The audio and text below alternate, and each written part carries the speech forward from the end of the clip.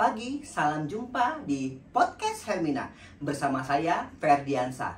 Secara medik, setiap orang memiliki potensial untuk mengalami kondisi kegawat daruratan, baik karena penyakit, kecelakaan kerja, keracunan, diserang binatang buas, atau penyebab lainnya.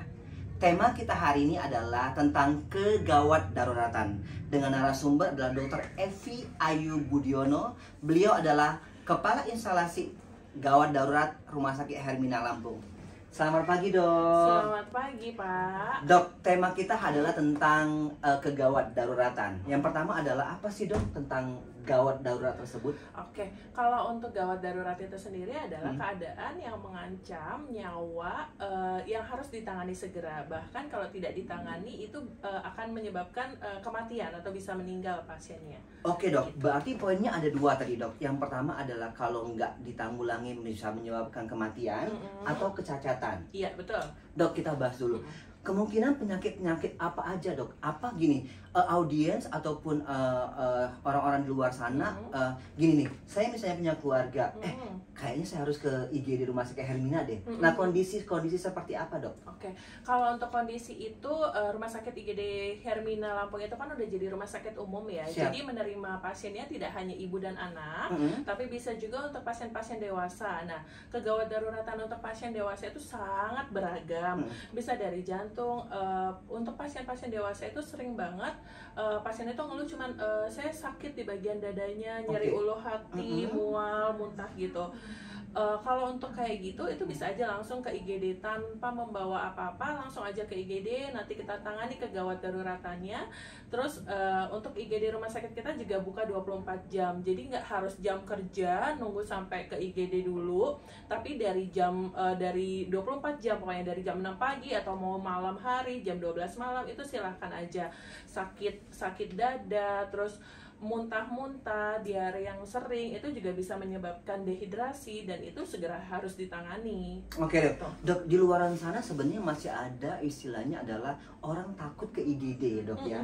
Karena mungkin adalah kategorinya adalah aduh ketika di IGD nanti ditangani seperti apa. Dok, di IGD kita, Dok, ditangani seperti apa sih, Dok? Misalnya contoh, pasien dengan demam tinggi nih masuk ke IGD kita, apa sih yang dilaksanakan oleh orang-orang di IGD? Di IGD kita itu kita punya dokter umum itu 24 jam. Dokternya sudah berkompeten, sudah memiliki sertifikat ACLS dan ATLS.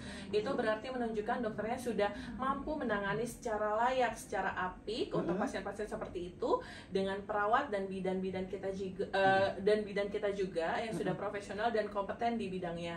Jadi kalau misalnya ada pasien yang kegawat daruratan, kita tangani dulu kegawatannya. Misalnya pasiennya datang dengan kejang, anak kejang gitu, kita tangani dulu kejangnya. Pasien datang dengan muntah-muntah, kita berikan cairan dulu, kita rehidrasi dulu pasiennya gitu. Baru setelah itu, setelah kita tangani kegawatannya, baru kita lanjutkan dengan terapi selanjutnya. Oke, Dok, berarti bukan hanya penyakit saja ya, Dok, ya? Kalau misalnya contoh kasus kecelakaan, bisa juga ditangani di IGD kita? Bisa. Kita banyak menangani kasus kecelakaan. Ada kasus kecelakaan, terutama kecelakaan kerja gitu ya.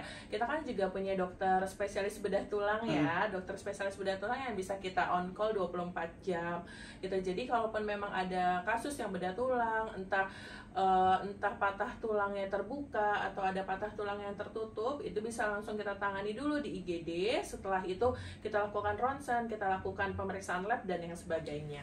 Dok, banyak di luaran sana ibu-ibu yang khawatir, Dok, gitu kan, ketika misalnya anak-anak dengan demam. Adakah minimal derajat Celcius, Dok, ketika masuk di IGD? Atau memang kalau udah demam nih bisa langsung masuk ke IGD atau gimana? Oh gitu.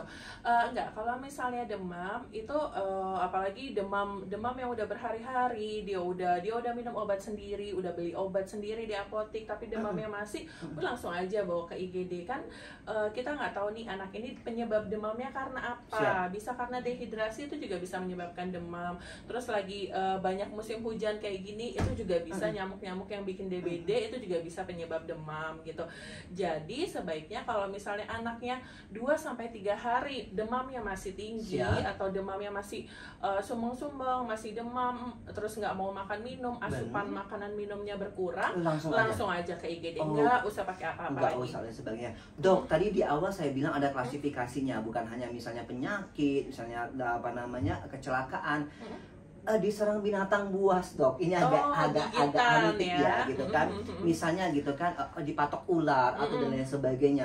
Itu langsung aja ke IGD. Langsung aja ke IGD. Jadi nanti ada beberapa pasien kita juga yang kena bisa ular gitu ya. Kena bisa ular atau juga kena paku yang udah berkarat gitu ya. Kalau untuk kena bisa ular langsung aja ke IGD, bisa kita bersihin dulu lukanya, terus kita kasih serum anti bisa ular, sabu gitu. Yang nanti pemberiannya ada beberapa tahap pemberian. Nanti kita kasih catatan aja kapan-kapan waktunya untuk penyuntikan dari serum anti bisa ularnya itu. Oke, Dok, yang terakhir nih, Dok. Yang terakhir adalah mungkin tips dan trik ataupun mungkin edukasi untuk semua sahabat Hermina di luar sana sebelum ke IGD atau tata laksana di rumah deh. Itu seperti apa, Dok? Terhadap penyakit. Kalau untuk terhadap penyakit, kalau untuk anak-anak itu bisa tetap ada obat panas, penurun panas di rumah. Kita lihat juga riwayat sebelumnya pasien-pasien ini.